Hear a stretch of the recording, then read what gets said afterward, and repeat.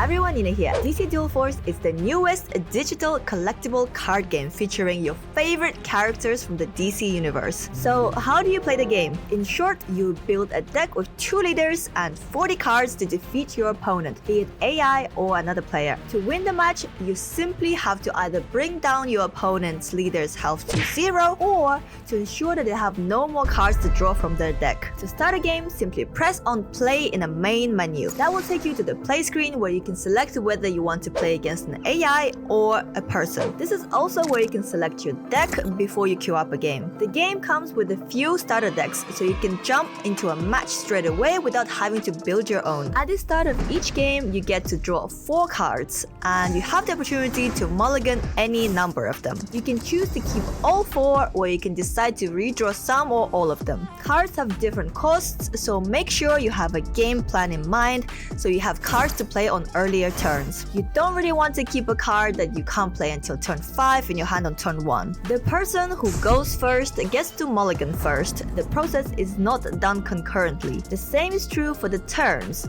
So when you're playing out your turn, your opponent is waiting for their turn and helplessly looking on. And vice versa. When your opponent is playing out their turn, there's nothing you can do except watch. There's also a helpful history tab on the left side of the board, so if you miss an action or a card your opponent played, you can simply click on the little icons in the history tab and it will tell you exactly what card they played. Every player starts with 2 leaders, and every leader has its unique ability that takes a few turns to charge up. They also belong to different factions and can differ in amount of health points. So leaders who are a bit more aggressive have less health points, like Green Arrow, Batman and the Flash, and leaders who are a bit more slower paced and take more turns to charge up their abilities have more health points, like Black Adam and Doomsday. The faction of the leader matters a lot as it determines what cards you can add to the deck. For example, if you have a leader from the Might faction and another leader from the Tactics faction, you'll be able to add 20 Might cards and 20 Tactic cards to your deck.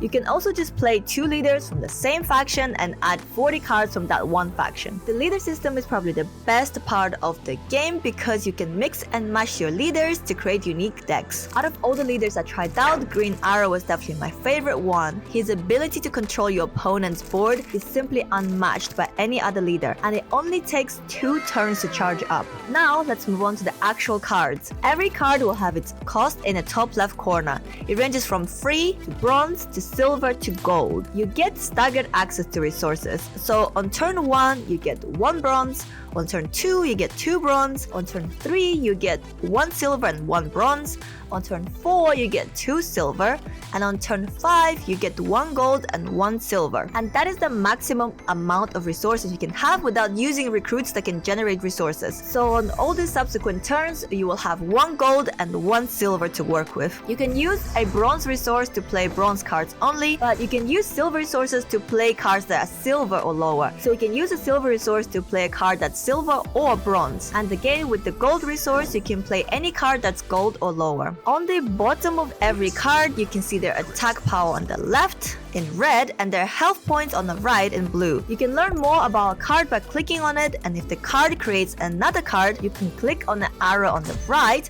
to see that too. To place a card on the board, simply drag it from your hand to your side of the board. There are 4 slots on the board where you can play your cards, and their positioning matters, especially for cards that you want to protect. Placing cards in the front row position will protect the card or leader right behind it. Only cards with the hunt ability and certain actions and spells will be able to attack cards in the back row if there's a card in front of it. When you first place a recruit on a board, it is exhausted, which means it cannot attack straight away. You will not be able to use it to attack until the following turn. Only recruits with the speed ability can attack as soon as they are placed on the board. Plan your board carefully so your important cards are protected. Sometimes it's better not to play anything on turn 1 to make sure you can adequately protect your important cards like Naomi, Lois Lane, and Iris West. Also, there is no undoing an action or turn, so you cannot bring a recruit back to your hand once you've placed it on board, so be careful with your plays. Once your recruit is ready to attack, you will see a green circle around them. Simply click on the recruit and drag it towards the character you wanted to attack. If you attack your opponent's recruit, your recruit or leader will take damage equal to your enemy recruit's attack power. One interesting ability a recruit can have is called Ambush. If this character KOs a character it attacks, it doesn't take damage back. So characters with Ambush allow you to kill your opponent's recruits without taking damage in return, as long as they kill it with one hit. When you attack an opposing leader on your turn with a recruit or your own leader, you do not take any damage back from the opposing leader, even if they have gained permanent attack through their ability, like Black Adam or a card like Wonder Woman. The order you do your actions can be very important. Always try to trade recruits favorably by trying to kill your opponent's recruits without sacrificing your own. It is not always possible, but sometimes the order of actions can mean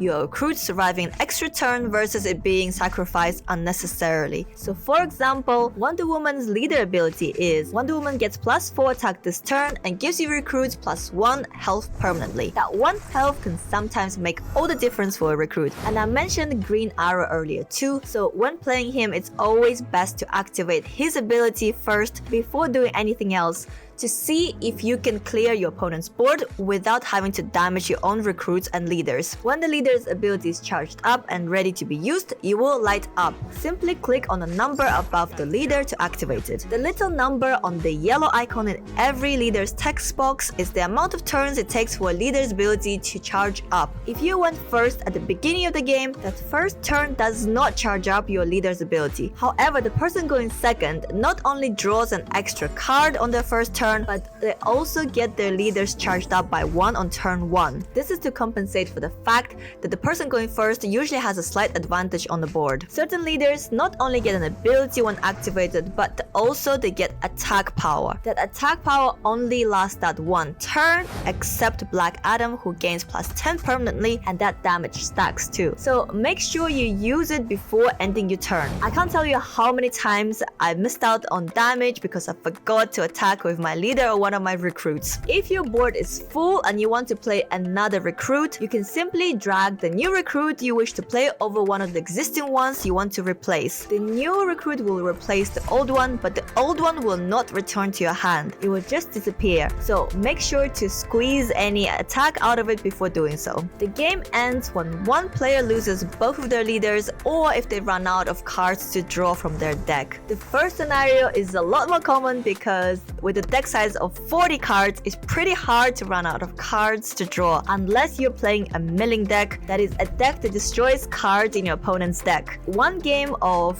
DC Dual Force usually lasts between 15 and 30 minutes depending on the decks and leaders. I'm not going to go over all the different keywords because you can simply open your collection and check them out in there. So simply right click on any card you want to learn about and you should have all the information you need there. Plus, every card that is an actual DC character comes with a little extra info box on the left that tells you when their first appearance in the comics was. And there's also a single player mode that's super fun, and by completing it you can unlock packs and other in-game rewards such as dual coins to buy more packs. I actually made a DC Dual Force pack opening video during the first beta weekend. I opened 200 packs and it was an eye-opening experience. The pack system feels super rewarding and good value. The open beta for the game is live now, so you can download the game using the link in the description and in the pinned comment and try it out for free. Plus, there is an event going on called Beta Bonanza. You get free packs by simply logging into the game every day. And the first 4 wins every day versus a person will net you 500 dual coins each. I want to thank DC Dual Force for sponsoring this video. I really hope you guys give the game a try. It is free to play and it's super fun. I also got a few San Diego Comic-Con exclusive card packs to give away, so make sure to follow me on Twitter and Twitch. That's where I'll be doing the giveaways. If you found this video helpful,